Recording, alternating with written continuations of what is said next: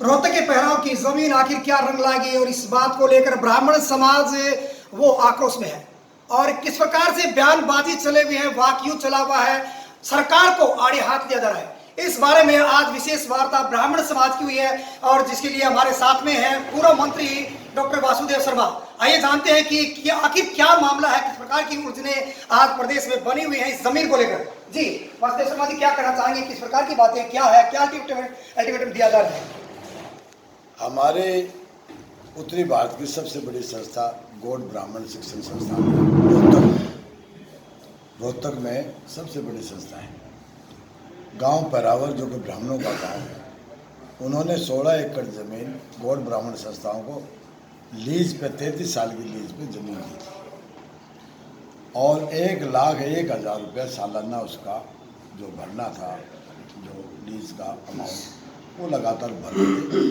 बीच में हमारी संस्थाओं में एडमिनिस्ट्रेटर लगा दिया सरकार ने और वो कुछ समय बीच में हम नहीं भर पाए। इन बिटवीन संस्था के लोग इकट्ठे हुए, उन्होंने फैसला किया कि जो अमाउंट बाकी है वो हम भरने के लिए तैयार हैं। भरवाने के बजाय उन्होंने एक 8 करोड़ का नोटिस और थमा दिया कि ये पहले परावर गांव की पंचायत की ज़मीन थी, अब ये नगर परिषद में आ गई, इसलिए इसका डेवलपमेंट चार्ज 8 करोड़ रुपया और बढ़ा, जो कि संभव नहीं था और ना जायज़ भी नहीं था। तो हमारे समाज के लोग इकट्ठे हो गए, प्रशासन से बात की और प्रशासन की तरफ से ग्रीन लाइट मिल गई कि भाई आप इस ज़मीन का कब्जा ले लो, हवन कर लो और तार खींच लो।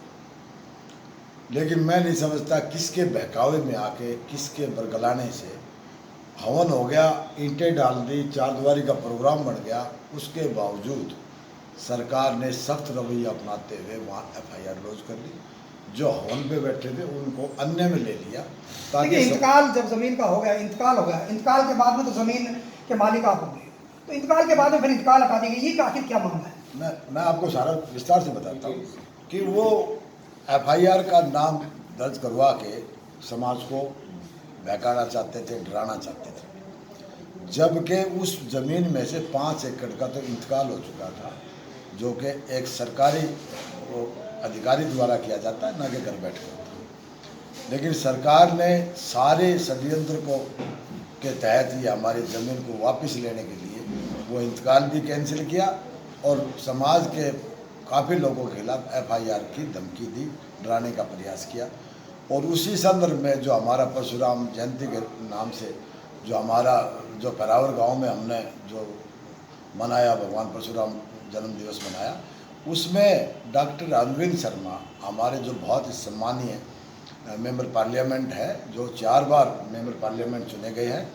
और सबसे बड़ी बात तो ये है कि वो सोनीपत जैसे हॉट सीट पे वो आज़ाद भी उम्मीदवार जीते हैं और आज वो भारतीय जनता पार्टी के नुमाइंदे हैं, मेंबर पार्लियामेंट है और उन्होंने सारी बातें समाज के सामने रखी कि मतलब जी जो उन्होंने बात रखी, लेकिन उस बात को लेकर जो बीजेपी ने अलग से उसके हाईकमान तक उनकी बातों को इस प्रकार का बीजेपी के खिलाफ गए हैं, ऐसी बातें चली हैं, इसमें क्या कहें? ये जबकि मुख्यमंत्री जी ने खुद वायदा किया था कि इस ज़मीन की चिट्ठी जल्दी 1-2 दिन में दे दी जाएगी, लेकिन उन सब के ना देने के बात दूर की रही कि डॉक्टर अरविंद शर्मा पे भी आरोप लगने लगे कि पार्टी के खिलाफ इन्होंने बात की है जो स्टेज पर नहीं करनी चाहिए थी। ये सारा मामला एक षड्यंत्र के तहत हो रहा है, ब्राह्मण समाज को कमज़ोर करने का प्रयास है, जो कि किसी भी सूरत में ब्राह्मण समाज बर्दाश्त नहीं करेगा। और उसी लाइन पे हमने डॉक्टर अरविंद शर्मा जी ने जो 21 जून का टाइम फिक्स किया है, उसके बाद में हम यहाँ भिवानी नहीं सारे प्रदेश में डिस्ट्रिक्ट वाइज प्रेस कॉन्फ्रेंस करेंगे और समाज को इकट्ठा करके एक बड़ा जन आंदोलन छेड़ेंगे। और अगर सरकार फिर भी नहीं चाहती तो निश्चित रूप से आने वाला समय भारतीय जनता पार्टी की सरकार के लिए बहुत भयावह होगा। किस प्रकार का भय होगा? क्या किस प्रकार की चोट लगेगी? क्या किस प्रकार का भय दिखाएगा? जो सरकार निरंकुश तरीके से जो काम कर रही है और प्रजातंत्र में तलवारें ढाल नहीं देखी जाती, सर गिने जाते। बहुत बड़ी संख्या में ब्राह्मण समाज हरियाणा में रहता है जो इकट्ठा होकर सरकार को चेतावनी तो हम दे चुके, अगला स्टेप हमारा सरकार को गिराने का होगा। ये कोई जरूरी नहीं है कि भाई एक सरकार बन गई तो 5 साल ही चले। हम सारे काम करेंगे जो सरकार को बाध्य कर दे। अभी आपकी डिक्टेटरशिप नहीं चलने देंगे। डॉक्टर साहब, जमीन दी थी, किस पर्पज में जमीन दी थी, वापस क्यों ली जा रही है, आखिर इसमें क्या? जमीन हमारे जो संस्थाएं हैं उनके लिए दी थी, जहां हॉस्पिटल, कॉलेज, संस्था की जितनी भी इंस्टीट्यूशन की संस्थाएं हैं वो सारी खोलने के लिए वहाँ दी थी। और ये सरकार ने नहीं दी थी, ये हमारी पंचायत है, हमारी ज़मीन है, वो ब्राह्मण समाज की ज़मीन है, पंचायत ने ज़मीन दी थी, ना कि सरकार ने दी। हम तो सिर्फ ये था कि हमारी ज़मीन, उस पर हम अपना डेवलपमेंट करना चाहते हैं, वहाँ बनाना चाहते हैं संस्था, लेकिन इस बीच में सरकार ने अड़ंगा डाल दिया। और सारी बातें, जैसा कि आपको भिवानी से भी आपने देखा कि जो 500 करोड़ का घपला हुआ है वो भी तार रोहतक में जाकर रुकते हैं। वहाँ भी, यहाँ भी बार बार हमारे जो भिवानी में जो संघर्ष पे बैठे हैं उन्होंने बार बार गरोर का नाम लिया है कि ये यहाँ की करप्शन के तार वहाँ तक जुड़ते हैं। तो ये सारी चीज़ें वहीं से चल रही हैं। तो क्या जो हरियाणा के मुख्यमंत्री हरियाणा सरकार का हाथ मानते हैं, किसका मानते हैं इस मामले में? आप प्रशासन को फेले मानते हैं क्या? प्रशासन का इसमें कोई दखलंदाजी नहीं है। देखिए, इंतकाल खत्म होते हैं, इस प्रकार की बातें जब सारी चीज़ें मुख्यमंत्री के नाक के नीचे, और मुख्यमंत्री ही जवाबदेह है इन सभी बातों का। मैं इसमें किसी और आदमी का नाम नहीं लेना चाहूँगा, बल्कि क्यों कि प्रदेश का जो मुखिया है वो किसी एक जाति विशेष का नहीं, वो 36 बिरादरी का नेता होता है, प्रदेश का राजा होता है। उसका फर्ज और धर्म बनता है कि सबको एक समान दृष्टि से देखे, ना कि वो पक्षपातपूर्ण रवैया करें।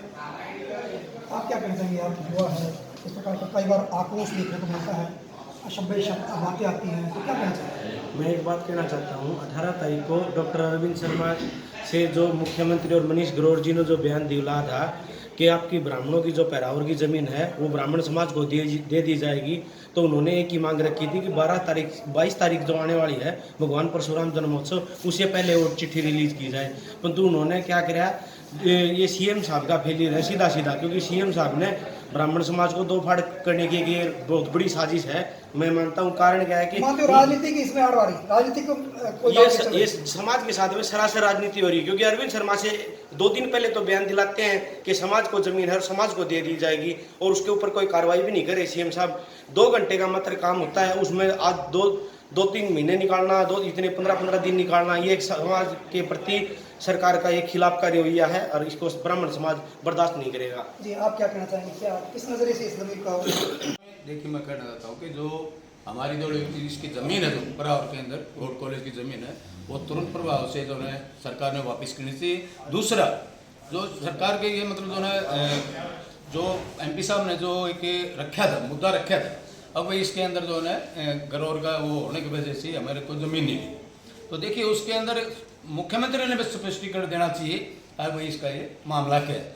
दूसरा जो नहीं, सरकार के अंदर हम देखते आ रहे हैं कि जो है आज जोड़ की ज़मीन का मालिकाना हक हो, चाहे वो एक गवर्नमेंट ने जो है पिछली सरकार ने जो है रिजर्वेशन का काम किया था, वो मतलब वो दोनों चीज़ें वो भी गई, और उसके साथ साथ में फिर ये परावर वाली ज़मीन का मैटर है।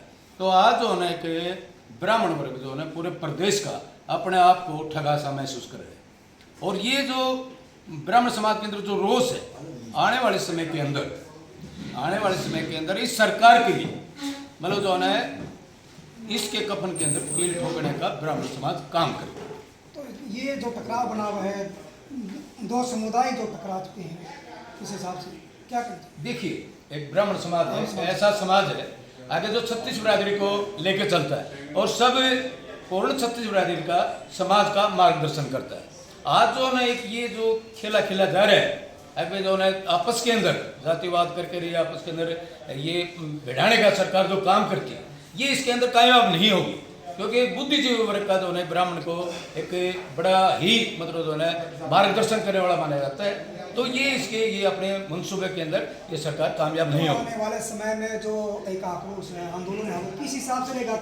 देखिए, जैसे हमारे भाई साहब ने बताया कि आने वाले समय के अंदर 31 तारीख का जो है उन्होंने अल्टीमेटम दिया हुआ है MP साहब, और आने वाले समय के अंदर हम जो है पूरा समाज पूरे प्रदेश के अंदर जिला स्तर पर पूरा धरना प्रदर्शन जो भी आगे हमें आदेश आएंगे वो हम उसके अंदर पूरा समाज बढ़ चढ़ के हिस्सा लेगा और सरकार के खिलाफ ब्राह्मण समाज आवाज बुलंद करेगा।